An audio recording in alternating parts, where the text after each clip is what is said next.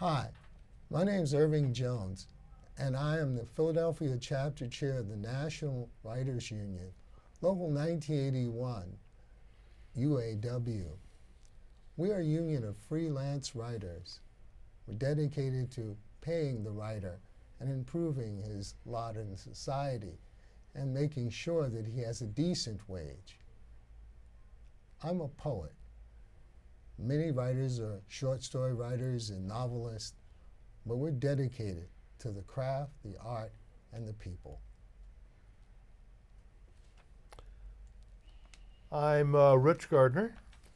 I'm the computer database technical fellow who works for the Philadelphia chapter of the National Writers Union. I do writing, but it's all nonfiction. It's all current events, what's happening lately in town. Hello, I'm Diane Lackey, former co-chair of the Philadelphia Area Black Radical Congress and a member of the National Writers Union.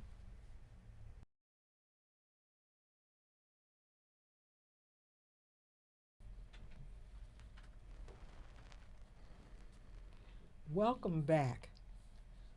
I'm Diane Lackey, and I'm here now talking to Rosita Johnson, a longtime supporter and worker with the Friends of Samafco. She has worked to end apartheid in South Africa and worked with many people in Philadelphia and this area and the United States to do it, and she has a lot to tell us about what has happened over the last 30 years and what was done to end apartheid in South Africa. Rosita, I'm so glad to talk to you. I have tons of questions to ask you. Thank you, Diane.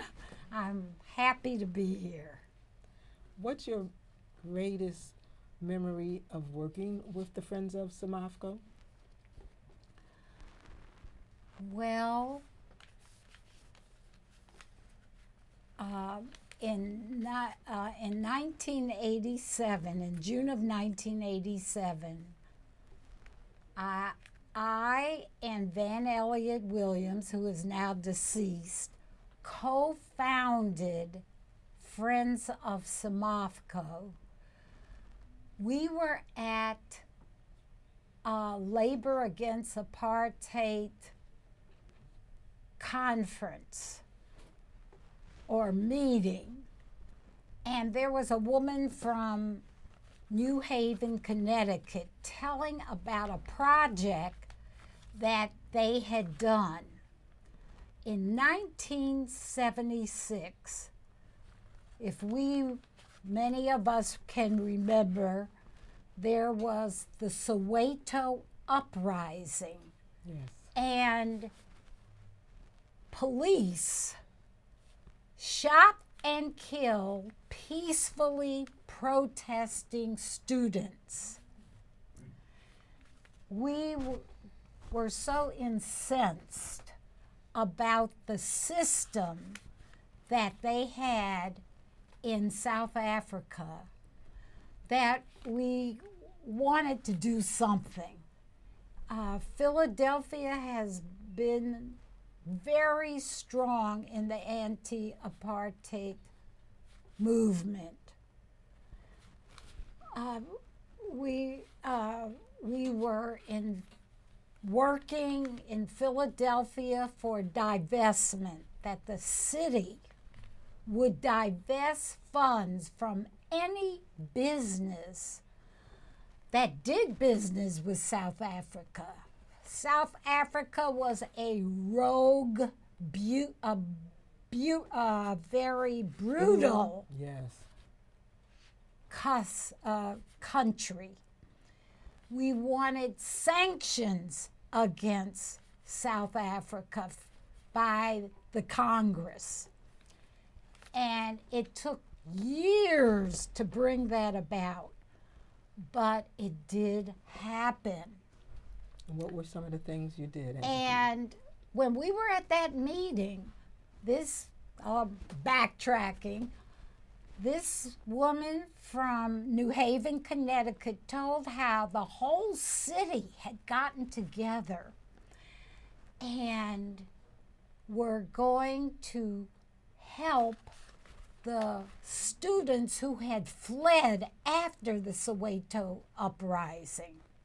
They had fled to Tanzania, and the country of Tanzania had given them a farm that was no longer being used, and international support was being raised by the African National Congress to build a school there in Tanzania. They built the school, a farm, a factory. It turned into a town called Mazimbu through international support.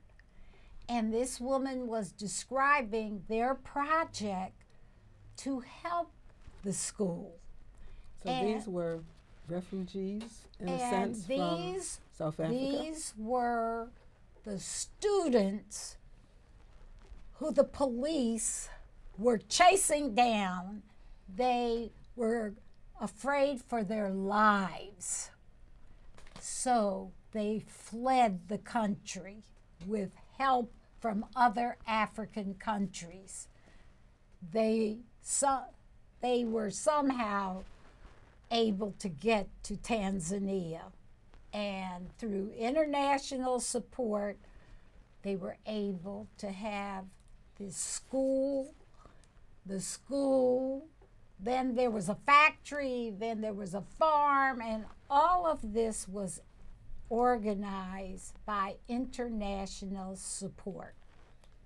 And about how many people, students and young people were there? It started out with maybe 40 students, but what was going on in South Africa under the apartheid system was causing many other people to flee the country, fleeing for their lives. And I really need to talk about some of the history. I keep hearing you say apartheid, but I'm used to hearing apartheid. Can you tell me what the difference is or why you say it that way? In the United States, people say apartheid. The word is apartheid. It rhymes with hate. It's the Afrikaner word for separate. Whites and blacks must be separate. I see.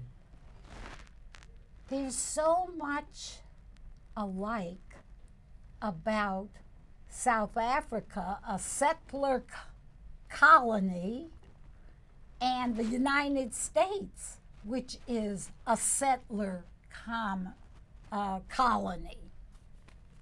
Europeans, the Dutch and the British in South Africa, the British, Spanish, and French in the United States invaded the country and took the land, went to Africa, kidnapped people to help work the land. There's much similar alike histories about the history. The Dutch first settled the Cape Colony at the southern tip of South Africa, what we now call South Africa. Yes. And the Dutch and the British fought wars over who was going to control that land. In the meantime, they were fighting the African countries, the different tribes, we call them tribes. You know, the French are a tribe, the Dutch are a tribe, the English are a tribe. They call themselves nations. Well, there were African nations on that land. So they fought each other to control the land and the people.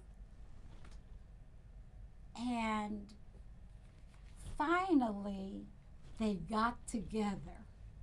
And the Dutch and the British said, let's get together, because in 1912, the African National Congress was formed, and they said, instead of us looking at ourselves as I'm a Zulu, I'm a Xhosa, I'm a Ndebele, according to their own tribal culture and country, they said, we have to come together as African people to fight the apartheid system. Now, what was the apartheid system? The Afrikaners, who were the descendants of the Dutch, developed their own dialect. They no longer spoke Dutch as the original people. They had their own language, and it was called Afrikaans. And they said, we're Africans. This is our land. We came here in 1652. There was nobody here. First lie. There was nobody here, and we settled. And we are Africans. We're the white Africans. We're the Afrikaners. So when the British and the Dutch got together and said, the Africans are starting to get together, they were in great fear. And that's when they began to suppress and kill. And they were already suppressing before, but even more so. They said, we have got to really be harsh with these Africans. They call them Bantus. These Bantus, these Africans, we have to get a legal system so that our white country, the Union of South Africa, can exist, because they are going to overtake us. And your support here in the United States. So I just want to say a few things. In 1948, the Afrikaners, through the National Party, took over the government with the support of the British. Okay. They had come together in 1934 as the Union of South Africa, independent of the British And the Dutch. So they no longer were a colony of the British, which they had been before, because the British had an empire, had an army, and they could beat anybody through their military. So they said, we don't need to be part of the British Empire.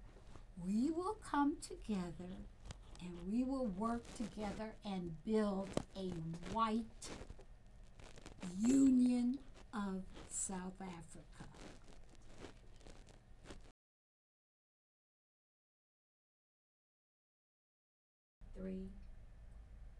Welcome back. I have the opportunity now to talk to Mr. J. Justin Ragsdale, the founder, researcher, worker, campaigner for the Lest We Forget Museum. Yes, ma'am. The museum about the Black Holocaust, the Holocaust Yes, that ma'am. we have been through. Yes, ma'am. Tell me about your activities, Mr. Ragsdale. Well, when I started out, I found out by going down south and talking to the brothers down there, and I say brothers, these white boys that were in the fields looking for stuff and collecting things for the Civil War. I'm down there with them. And by being down there with them, they didn't know what I was looking for, but I knew what they were looking for, and I wanted to trade up. So what I did was, whenever they found shackles, they just threw them to me, and I began to collect it. So you see, I realized that no one knew anything about slavery. You don't really know about it, not the horrors of it. Most people that talk about slavery only talk about it in the abstract. Well, yeah, it was slaves. Yeah, they did this and they did that, and they ate pigs. And they did no. Half the times they weren't even fed. You know, they could work in the fields all day, and the owner would sell the food to them. They had to go in the fields at night and put their shoes on backwards and walk in to get the stuff they wanted. So slavery was not a joke. And the horrors of slavery was they could be beaten for any reason. You, as a woman, didn't own your body. Everybody did. If he wanted to come in and take advantage of you, he did. You had no choice to do what? Nothing. Absolutely nothing. Your children weren't yours. You had them, we could sell them. Slavery made us as radical as white people. It made us that way. We don't have any idea what we're doing. We don't like each other and don't know why. We've been traumatized. No, racism is in you. It's Yes. in you. That's why we can look at each other and say, I don't like her because her hair is gray. Or I don't like her because she's light-skinned. Or I don't like him because he's black. And it went through all of us. That trauma is in us. And it's in your food. It's in everything you do. And you don't even see it. And when someone begins to tell you the horrors of slavery, you don't want to hear about it because you have a comfort zone that you're sitting in now. You think you're in a rouge. So what made you decide to begin to tell us? Because show when us I on the was front? going down south, I would go down south every year, well, every other year, I guess. My mother would send us down to meet the old folks, see, South Carolina, Virginia, and things like that. And I had an Uncle Bub down there. And Uncle Bub, he was an old dude. Get this, an old dude. He was old then, but he And liked about he liked what, me. What year was that? You think? I was about, you're talking about in the 40s, 30s, Okay. 30s, 40s. And he liked me. And I liked him. And so I followed him around, and he would take me and show me different things. But yet, in his little cabin, he had a cabin no bigger than this office here. And in the cabin was a trunk. He told me, don't go near that trunk. Now, the more he told me don't go near it, that's what I wanted to see was in that trunk. And he would see me going near it. I'd go past and like flip the lock and just to tease him. And he'd pick up a shoe and throw it at me. And it would always hit the wall. He didn't care. You know, he wasn't trying to hit me. And I would run out the door. And the thing that got it was, as I got a little older, 9, 10, 11, then the old folks would sit in the house. You weren't allowed to be in there. See, old folks didn't allow children in their meetings. They didn't want you in there. Mm-hmm. We y'all chillins, get out of here. We old folks talking. So you didn't have a chance to hear anything. So what I would do was go out of the house and walk all the way around the house and sit right by the door to listen to what they were saying. And they had some real good stuff to say, but you weren't supposed to hear it. I didn't know that my father worked in the beanery. The beanery was the caboose of a train. They worked on the railroad. And what they did, they got off the railroad on their downtime, and they gambled. And he told me one day he was sitting there, read back on a chair, watching them gamble on the ground. He was leaning back against a tree. He said they were gambling, they got loud. He said they were really playing craps. They played for money. He said, and one guy said, you cheated. The guy pulled the gun and said, bam, killed him just like that. And then put the gun on my father and said, don't you move. And my father froze.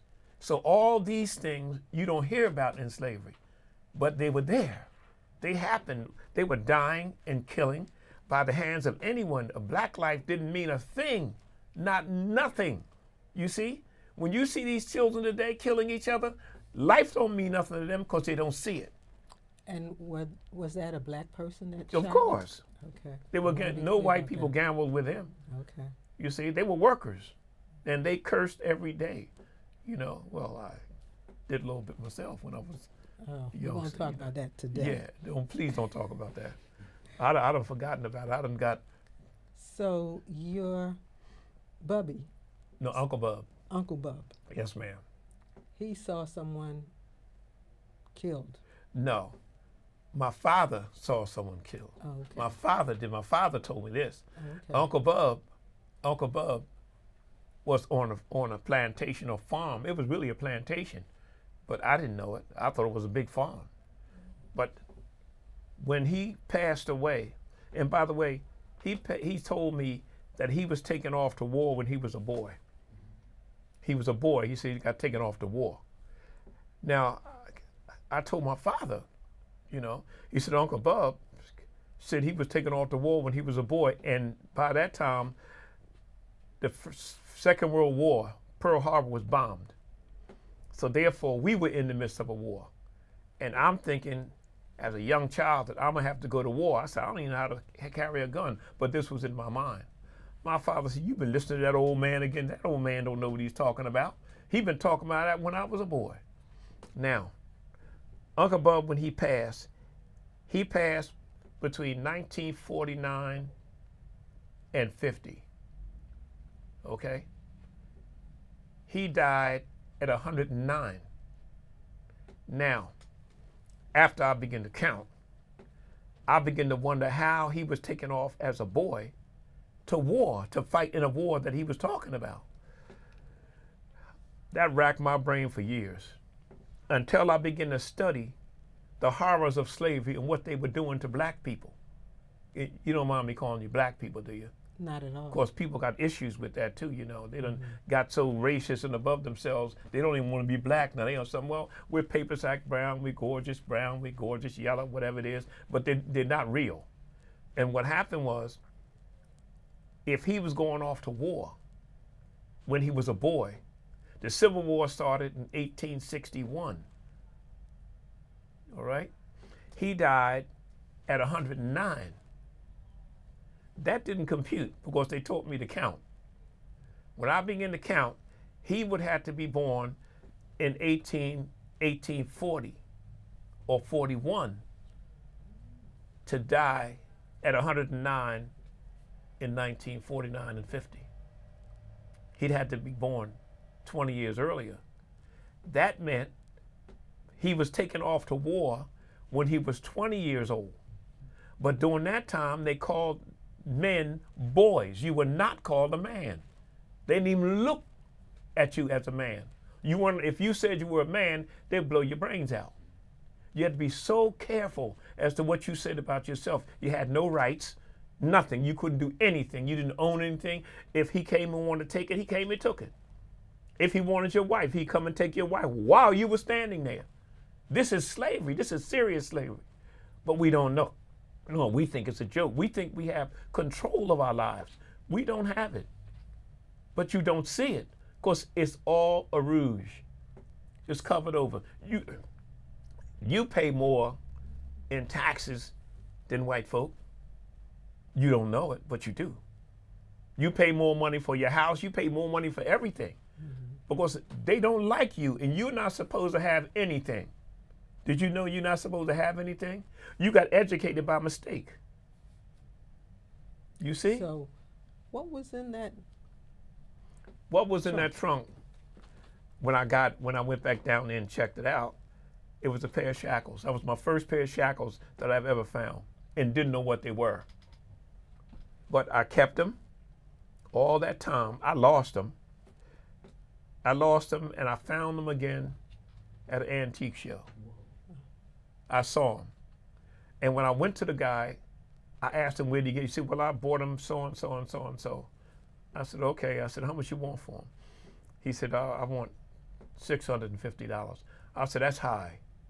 He said, well, you know, it's got this, it got that, it got this. I said, all right, here, I'm gonna give you $200 and I'll send you money. When I get it paid for, you send it to me. And he did. And that's how I got him back. You see? How did you know they were the? Because I recognized them. I know what they were. They had a leather collar in it, like no other pair of shackles you've ever seen. It's in the museum now, okay? Because these are things I wanted you to see, and I fought hard to get them so you could see them and touch them, so children can see what happened. You see them on television, you see it in the movies, but you don't feel it, you don't touch it. You don't feel that iron and steel against your body, that when it goes around your body and hangs on for a while, it cuts in and makes indentations. I mean, when they were on them slave ships, what did they have? They had shackles on, and they moved around. When they moved, those shackles would cut into their body like that until they were on there so long, sometimes 8 to 10 to 20 weeks, they had maggots living inside the shackles. You have to realize what slavery is all about. It's not a joke, you see? But most people, they don't see it that way.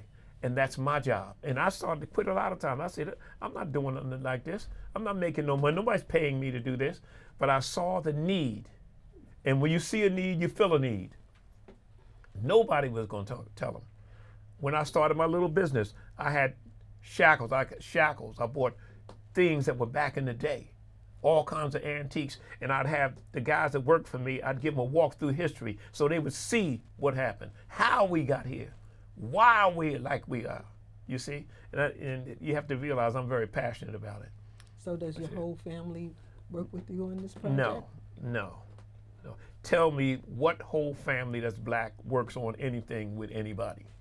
Well, Give me one. Let me go nuclear. Work with How one. about your wife? Yeah, she works on it. Okay. Yes. Okay. She's my co-curator, she says. Okay. Yeah. And she's good at it. She's very good at it. And how long have you been at it? Oh, I started collecting in the 60s. I've been doing this for about close to 60 years now, collecting artifacts, and they're still coming in. People call me. They want me to come and speak, do different things, and I love doing it. But what's important that our children know, because now you know what we're doing to our children now? We're saving them from themselves, because they don't have a clue which way they're supposed to go. You know why? Because we didn't tell them. We didn't tell them, but we're going to blame it on them that they don't know.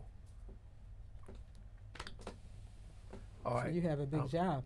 Yeah, we got to, can I preface it like this? Yes. We have a hell of a job. Okay. That's what we have. We have a serious job. In order to save our children, we got to almost pick them up and shake them. And they took away from us the one thing we need is a little bit of corporal punishment. That's what we need. And people say, oh no, you got to talk to them. If my father and my mother had just talked to me, I wouldn't be sitting here with you today. But you know what happened? They stepped on me. And you know how the children in school get time out? We didn't get no time out. We got knocked out. You have to realize what they had to do to us to get us to be alive. I'm here. Thank God for that. See.